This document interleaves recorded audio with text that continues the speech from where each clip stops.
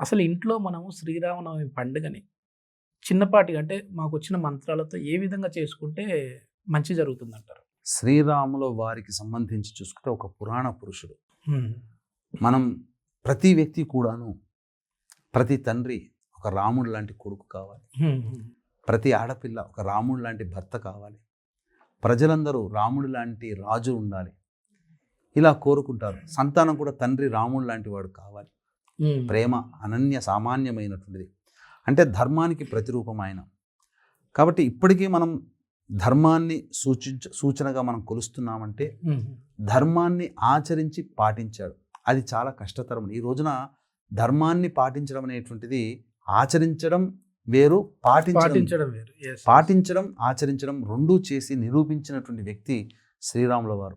ఇట్టి శ్రీరాముల వారికి సంబంధించి ఈ శ్రీరామనవమి సందర్భంగా 27వ తారీఖు రోజున ఎవరైతే ప్రధానంగా దాంపత్య సమస్యలతో బాధపడుతుంటారో వాళ్ళు ఈ అంటే కళ్యాణ వివాహ సమస్యలు కానీ, అలాగే పదవికి సంబంధించి ఉద్యోగానికి సంబంధించిన సమస్యలు కానీ, ఇలాంటివి ఏవైతే ఇబ్బందులు పడుతూ ఉంటుంటారో వాళ్ళు ఈ రోజున ఊరూరా వాడవాడ ప్రతి చోట దేవాలయంలో కానీ అన్ని శైవ వైష్ణవ దేవాలయాల్లో శ్రీరాముల వారి కళ్యాణ మహోత్సవం, సీతారాముల కళ్యాణ మహోత్సవం జరుగుతుంది. ఆ మహోత్సవం అంటే మనకు చెప్పినటువంటి శాస్త్ర ప్రకారం ఏంటంటే ఎక్కడైతే వివాహం జరుగుతుందో ఆ వివాహము సంబంధించి ప్రారంభించిన దారభ్యత వివాహ మొత్తం తంతు పూర్తయ్యేంత వరకు పార్వతీ పరమేశ్వరుల యొక్క అంశ ఆ పెళ్లి పందిట్లో ఉంటుందట. అందుకనే మీరు గమనించుకుంటే నవీన్ గారు, మీ ముందు ఎంతోమంది పిల్లలు పెళ్ళిళ్ళు చేసుకుని సందర్భంగా ఉంటుంటారు. పెళ్ళికి ఆహ్వానిస్తారు. మీ స్నేహితులు కానీ మీ బంధువులు కానీ ఆహ్వానిస్తారు. వివాహానికంటే ముందు వాళ్ళని చూస్తే ఒక రకంగా ఉంటుంది, కానీ పెళ్లి మంటపంలో ఒక కళ వచ్చేస్తుంది. పెళ్లి కొడుకు కళ అంటే ఒక సుందరమైనటువంటి కళ. అదంతా పార్వతీ పరమేశ్వరుల అంశ. అమ్మవారి రూపంలో ఆ వధువు, అయ్యవారి రూపంలో ఆ వరుడు ఉంటాడు. కాబట్టి ఆ సమయం దగ్గర నుంచి వివాహం అయ్యేంత వరకు కూడా మనం అక్కడ ఉండి శ్రీరాముల వారి నామాన్ని జపం చేసుకుంటూ ఆ కళ్యాణ మహోత్సవాన్ని తనివి తీరా చూసిన, పాల్గొన్న, లేదా ఆ కళ్యాణంలో మనము భాగస్థులమైన అచిరకాలంలో మన సంకల్పం నెరవేరుతుంది.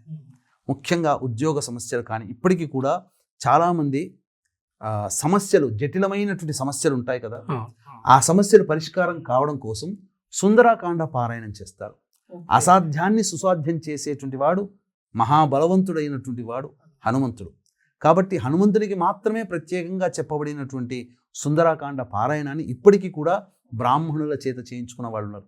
ఏదో ఒక సమస్య ఉందన్న, సమస్య తీరట్లేదు అని చెప్పి ఈ పారాయణం చేయించుకున్న వాళ్ళు ఉన్నారు. ఇప్పుడు రామాయణంలో ఏ అధ్యాయం మనం పఠిస్తే ఆ రోజు మంచి జరుగుతుందండి? ముఖ్యంగా శ్రీరాముల వారి పట్టాభిషేక మహోత్సవానికి సంబంధించినటువంటి సర్గ ఉంటుంది. అది గనక పఠించినట్టయితే సకల శుభాలు కలుగుతాయి.